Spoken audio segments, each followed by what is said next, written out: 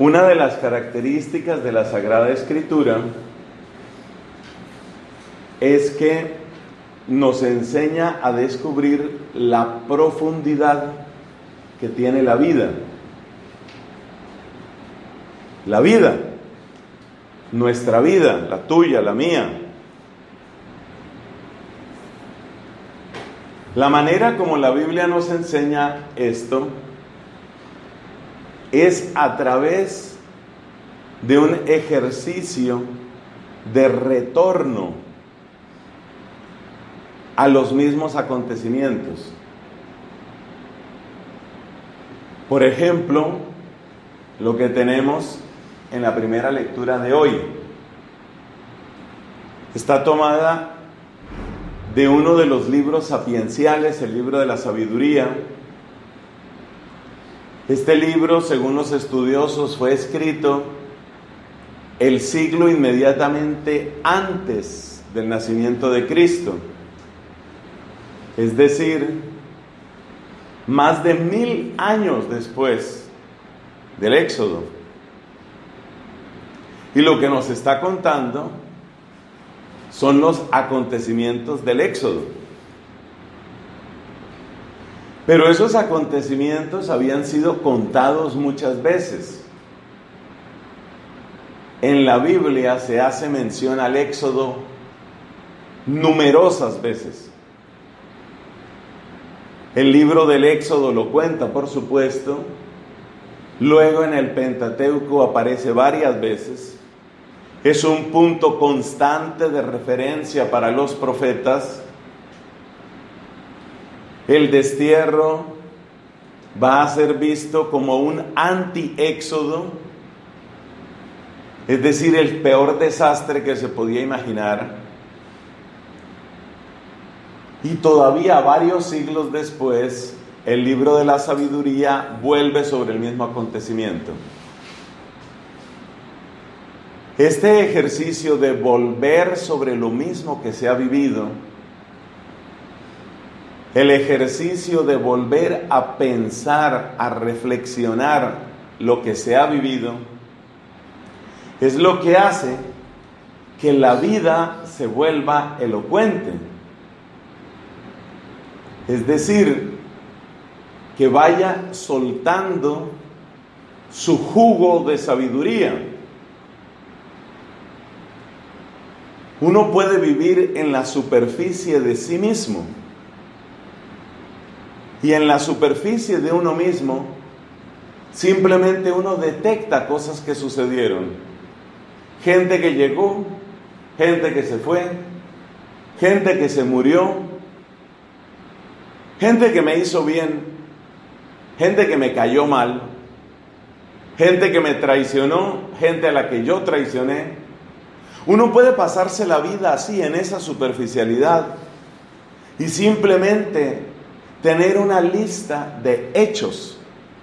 Esto pasó y después pasó esto. Y después pasó esto. Y un día caerá sobre mí la muerte. Me morí y se acabó. Eso es vivir en la superficie de uno mismo. La Biblia nos enseña algo diferente. La Biblia nos enseña que cuando uno vuelve sobre lo que ha vivido, que es el ejercicio de la meditación, uno va encontrando nuevas conexiones, nuevos significados, nuevas enseñanzas y seguramente también nuevas alegrías y esperanzas.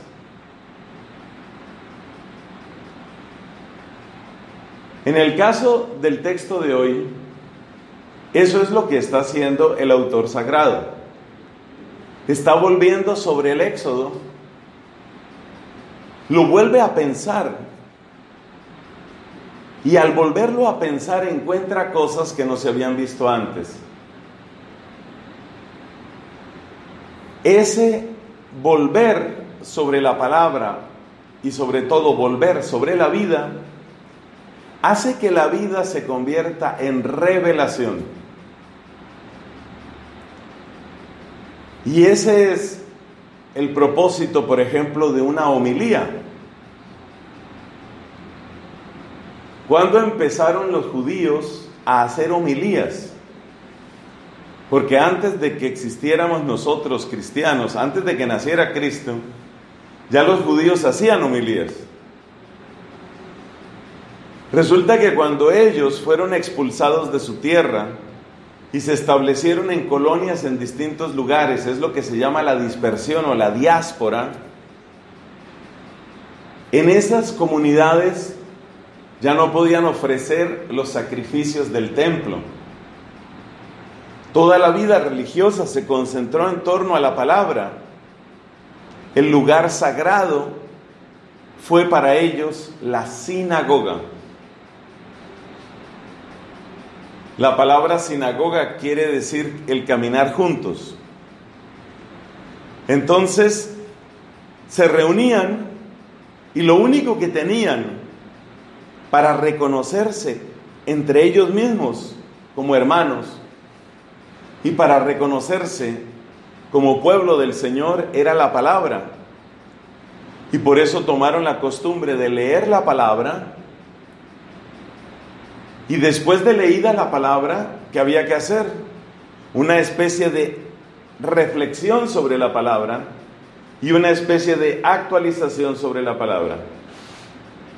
Es decir, a partir de la dispersión del destierro, los judíos se acostumbraron a hacer esos dos ejercicios: ir hacia el pasado para leerlo de un modo nuevo y volver del pasado con nuevas luces, con nuevas riquezas, para aplicarlas al momento presente.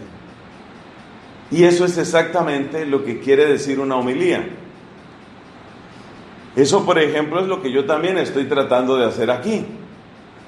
Nos devolvemos al pasado, vemos lo que se hizo, en este caso con la reflexión sobre el libro de la sabiduría, y luego volvemos al presente para que también nuestra propia vida se vuelva revelación.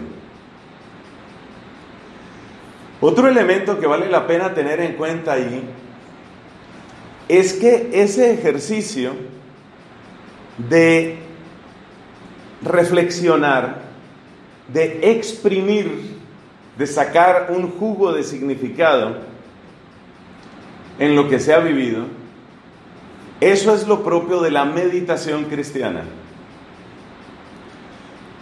Yo no pierdo oportunidad para marcar la diferencia entre la meditación cristiana y la meditación budista, porque hoy hay bastante confusión al respecto. De hecho, muchas personas ya tienen la imagen mental cuando se dice meditación, ya tienen la imagen de juntar sus dedos medios de cada mano con los pulgares, poner su espalda recta, sus piernas cruzadas, respirar profundo y sobre todo poner la mente en blanco.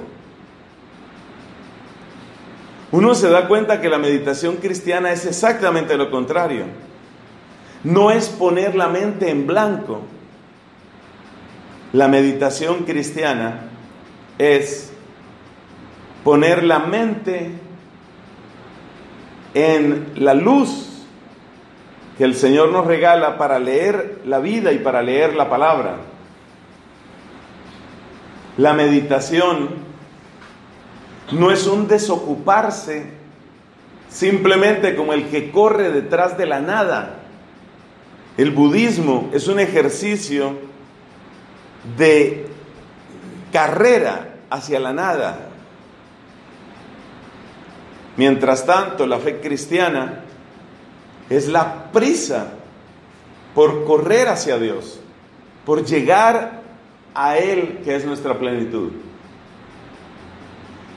Entonces, la vida cristiana, en los dos grandes ejercicios de la meditación y de la predicación, meditación que se vuelve contemplación y mística en la persona, predicación que se vuelve catequesis, que se vuelve evangelización en la voz de la iglesia, esos dos grandes ejercicios tienen que ver con lo que estamos diciendo, volver sobre la vida. ¿Qué aprende, por ejemplo, el autor sagrado en el hecho del Éxodo? ¿Qué más se puede aprender del Éxodo? ¿Qué se puede decir que no se haya dicho sobre el Éxodo? Aquí también tenemos una lección para nosotros. Cuando uno lee un texto de la Biblia, y repito, esto sirve para todos, no solamente para el que predica, sino para cada persona, porque todos somos llamados a hacer el ejercicio de la meditación cristiana.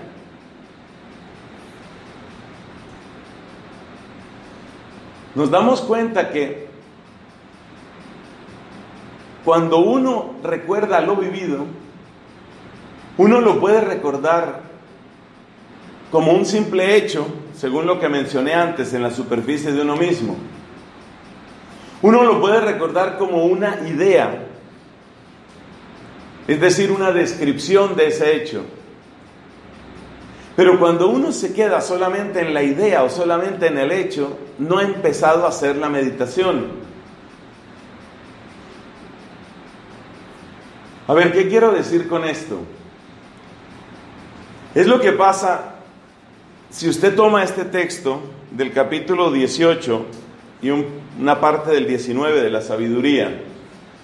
Usted puede leer esto de dos maneras. Y lo que yo le digo sobre este texto, usted lo puede aplicar también a su propia vida.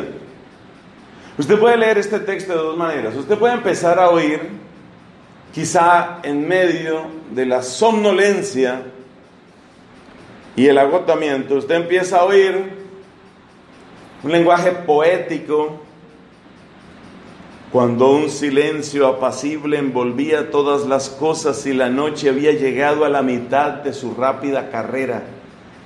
Eso es como poesía, es una cosa hermosa. Tu palabra se lanzó desde el cielo, desde el trono real, como guerrero implacable en medio de un país condenado al exterminio. ¡Qué lenguaje! Yo tengo un poco el temor que cuando esto se lea, que se lee hoy, en miles y miles de parroquias católicas, mucha gente no se entere de qué se está hablando. O sea, se quedan un poco ahí como en las palabras. Pero alguien despierto se da cuenta, esto es el Éxodo, listo, ya lo entendí. Ya sé, es el Éxodo. Ese es un peligro. Es un peligro que usted se quede simplemente diciendo, eso es un Éxodo, eso es lo del Éxodo. Cuando usted dice, es lo del Éxodo, y ya le puso esa etiqueta y ya se quedó ahí, usted se cierra a la novedad que trae esta lectura. Por eso digo que es peligroso quedarse uno únicamente con la descripción, o sea, como con la idea. Es lo mismo que sucede cuando usted va a misa y empiezan las lecturas y se llega al Evangelio. Y entonces dice el diácono o el sacerdote dice, salió el sembrador a sembrar. Y usted pone el piloto automático. Ya sé, parábola del sembrador, ya me la sé. En el momento en el que usted pone el piloto automático y usted dice, ya me la sé, y usted dice, ya sé que es la parábola del sembrador y ya la conozco, en ese momento usted taponó sus oídos. En ese momento usted se cerró. Por eso, para escuchar, que es uno de los verbos de nuestra primera predicación de este retiro, por eso para escuchar, no solamente hay que tener los oídos en el mismo recinto donde se está leyendo la Biblia. Escuchar es mucho más que eso. Yo no me puedo quedar solamente en el hecho que se cuenta, en la idea que se cuenta. Otra vez, la perla preciosa, ya me lo sé. Eso nos pasa mucho a los sacerdotes. Como uno tiene el ejercicio de estar con estos textos todos los días, muy fácilmente al sacerdote le pasa eso. Ya me lo sé. A ver, otro, me lo sé también. Todo lo sé. Ya todos me los aprendí, todos los conozco. Y en ese momento la predicación muere. Y en ese momento, una palabra importante para este retiro, el impacto se acaba. Ya la palabra no tiene impacto en mí. ¿Por qué? Porque ya oí parábola del sembrador, listo, lo sé, y se taponan automáticamente tus oídos y ya no oyes. Y si ya no oyes, ya la palabra no tiene impacto en ti. O sea que otra cosa que debemos aprender hoy es que es necesario mantener el impacto vivo de la palabra en nosotros. Que la palabra, como dice la carta a los Colosenses, habite entre nosotros con toda su riqueza. Porque esta palabra, según dice la primera carta a Timoteo, es suficiente.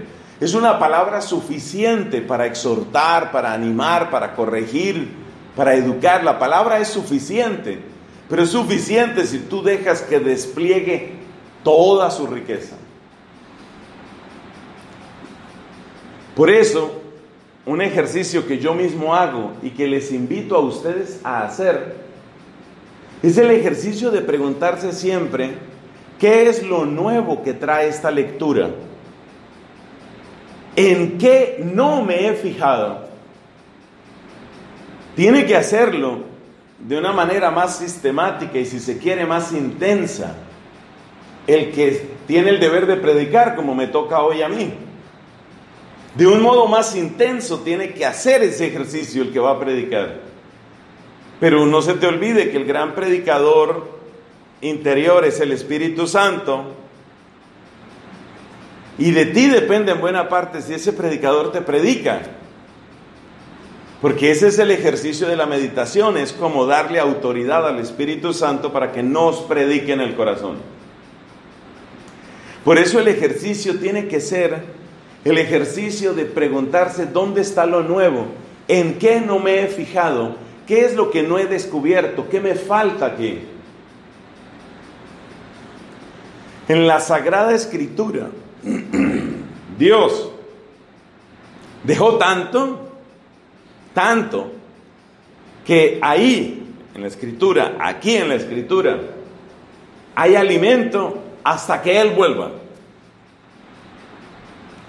O sea que, si faltan 100 años, 500 años, 1000 años o 3000 años o los que sean para que vuelva Cristo, aquí hay alimento suficiente para 3000 años. Pero hay que saber encontrarlo. Y una herramienta preciosa para saber encontrarlo es hacernos esa clase de pregunta: ¿qué es lo que no he oído? Ese tipo de pregunta es muy propia del amor. Es la pregunta propia del amor. A mí siempre me ha fascinado ver a las mamás con sus hijos, sobre todo con sus hijos pequeños.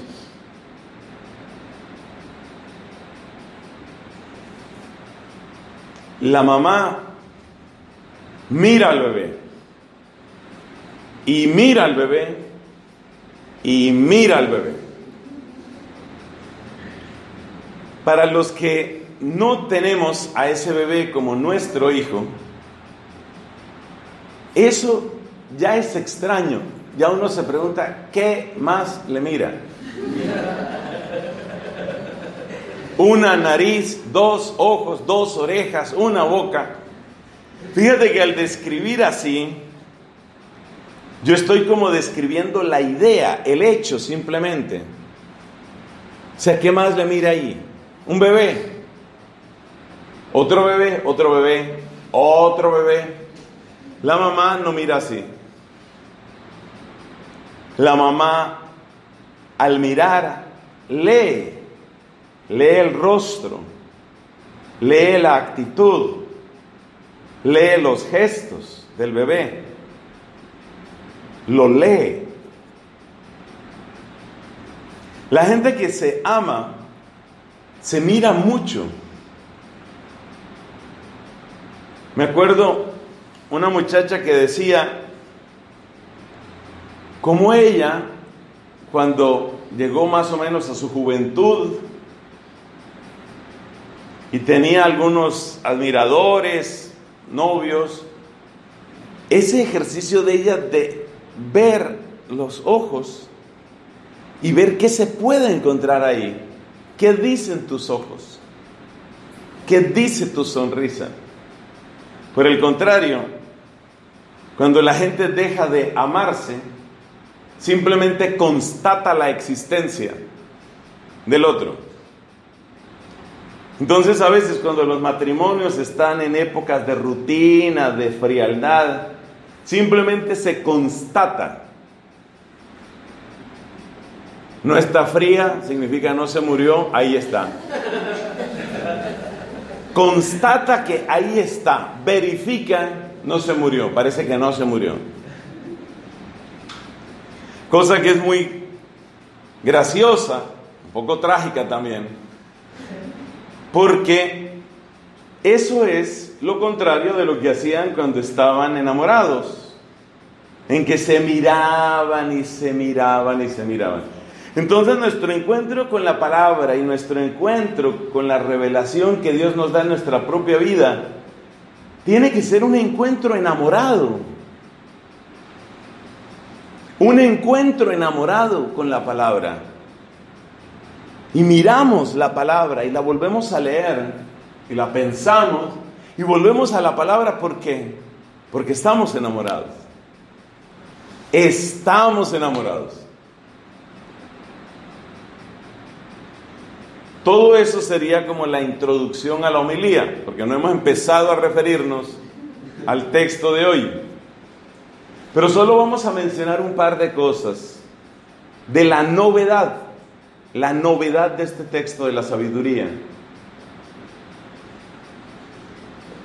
Lo primero que llama la atención es aquello de que la creación que es de Dios obedece a Dios. La creación obedece a Dios. Esto es absolutamente hermoso. La descripción que hace el libro de la sabiduría de la salida del Éxodo ya no pone su principal énfasis en la victoria sobre el faraón, como aparece por ejemplo en el libro del Éxodo. El énfasis principal aquí está en cómo todo, no solo el faraón, todo tiene que obedecer a Dios. El agua obedece a Dios, la nube obedece a Dios, el fuego obedece a Dios, todo tiene que obedecer a Dios porque Él es el creador. Es decir, hay una conciencia y proclamación de la soberanía divina que conecta el misterio de la creación con el misterio de la redención. Y básicamente lo que está diciendo el texto de hoy de la sabiduría es que Dios, que es creador, tiene sus manos libres para que su creación se vuelva redención. Mi amiga y doctora de la iglesia, Santa Catalina de Siena, habla de esta misma manera cuando se refiere a las vidas de los santos, en particular a las cosas extrañas que a veces tienen los santos. La misma Santa Catalina vivió meses, probablemente años, alimentándose solamente de la Eucaristía. Eso parece ir en contra de la naturaleza. Se supone que la naturaleza humana requiere mucho más que lo que biológicamente, físicamente llamaríamos unos gramos de harina al día. Así sería como un científico miraría la Eucaristía. Y creo que no alcanza a ser un gramo. Y de eso vivía Catalina. Entonces, Dios le dice, esclareciendo el milagro que está haciendo en ella misma, y lo que ha hecho en otros santos, le dice, yo puedo poner en algo muy pequeño toda la virtud que es necesaria para la vida tuya. Es decir, la creación finalmente me obedece. La creación no solo fue hecha por mí, sino que es y sigue siendo mía. Lo impresionante de ese pensamiento es que da una paz inmensa, porque significa que el mismo Dios que nos ama es el Dios poderoso al que todo tiene que obedecer. ¿Has oído a esos niños o a esas niñas pequeñas cuando hablan del papá? Sobre todo el papá, tienen ese lenguaje. Mi papito. Y el lenguaje del niño, de la niña pequeña suele ser ese: mi papá puede con todo, mi papá todo lo resuelve, mi papá sabe todo. Por supuesto, uno después se da cuenta que el papá no sabe muchas cosas, que el papá se inventó muchas cosas, que el papá no puede muchas cosas, a veces no puede ni con él mismo. Pero cuando uno recupera estos ojos que nos da el texto de hoy del libro de la sabiduría, uno encuentra al verdadero papá.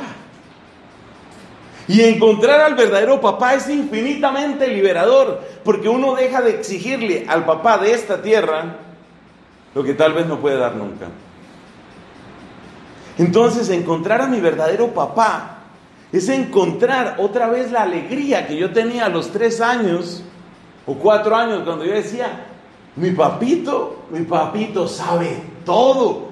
Eso no lo puedo decir del de esta tierra, pero sí lo puedo decir de este papá que aquí se revela.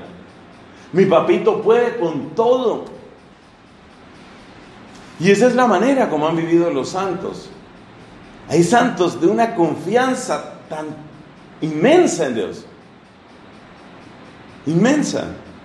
Mi papá puede con todo. Así, por ejemplo, se cuenta de un santo de mi comunidad, San Raimundo de Peñafort. Tenía que atravesar una superficie de agua. No había manera.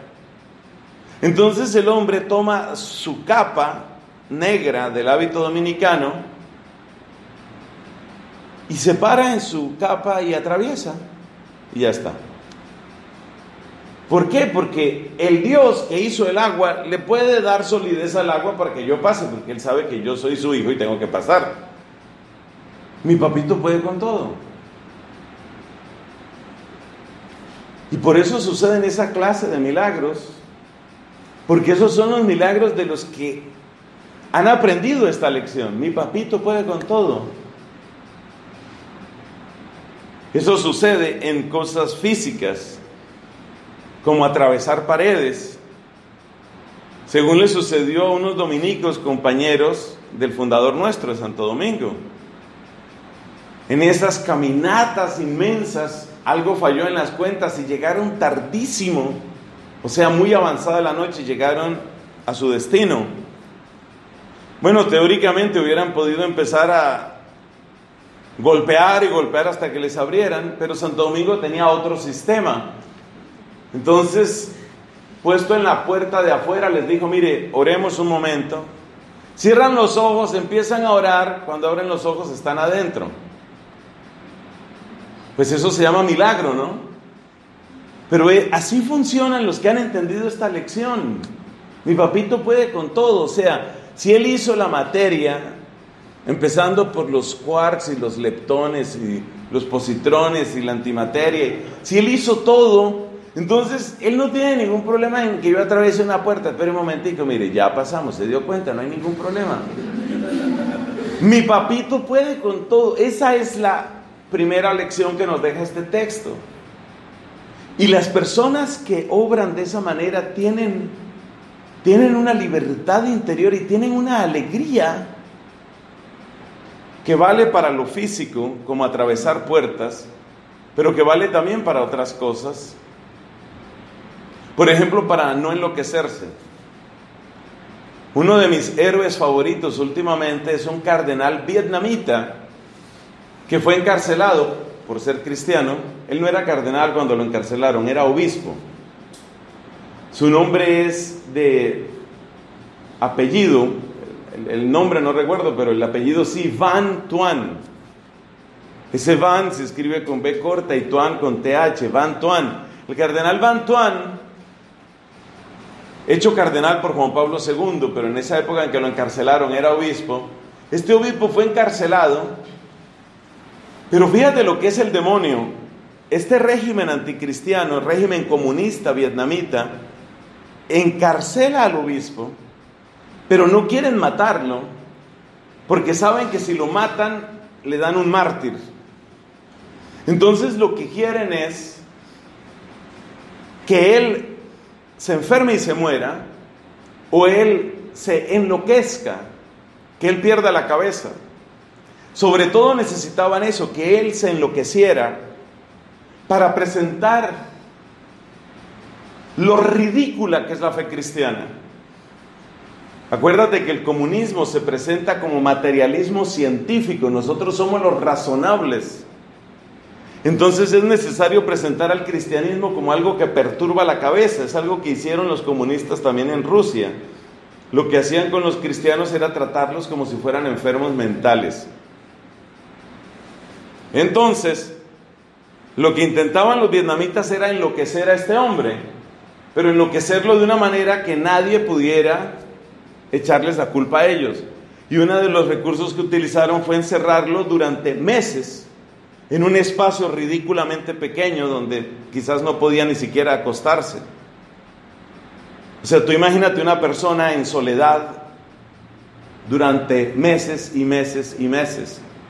El propósito era ese, el propósito era que esta persona, que este pobre ser humano, enloqueciera de dolor o se destruyera o intentara suicidarse, y el régimen comunista se presentaba como, mire, ahí tienen ustedes su porquería de cristianismo. Pero resulta que este hombre pasó años de prisión, si no falla mi memoria deben ser por lo menos 17, 18 años de prisión, la mayor parte de ese tiempo en esa clase de tortura psicológica. Y resulta que no se dañó su naturaleza, porque mi papito puede con todo. Este hombre decía que cuando él estaba en ese encierro, él asociaba su absurda situación y dolorosísima situación, la asociaba a lo que vivió Jesucristo, sobre todo el Jueves Santo, cuando fue aprisionado. De modo que Dios 1, comunistas 0. Ganó Dios porque mi papito puede con todo. Y la segunda enseñanza que nos da el texto de hoy es que mi papito puede con todo, pero no como un mago que juega a hacer cosas raras. No es un mago que juega, es un Dios que ama, porque el propósito de todo lo que hace es su pueblo, es su pueblo. Y es la alegría de ese pueblo, descrita al final del pasaje de hoy, la que deja impacto en nuestro corazón. Eran, dice, refiriéndose a aquel pueblo, esto está lleno de poesía, eran como caballos en un pastizal, retozaban como corderos, alabándote a ti, Señor, su liberador. En resumen, hemos aprendido varias cosas, creo. Hemos aprendido que la Biblia y la vida hay que leerlas varias veces. Hemos aprendido que si uno no hace eso, uno vive en la superficie de uno mismo. Hemos aprendido que es peligroso quedarse solo con la idea, con el solo decir, ya entendí.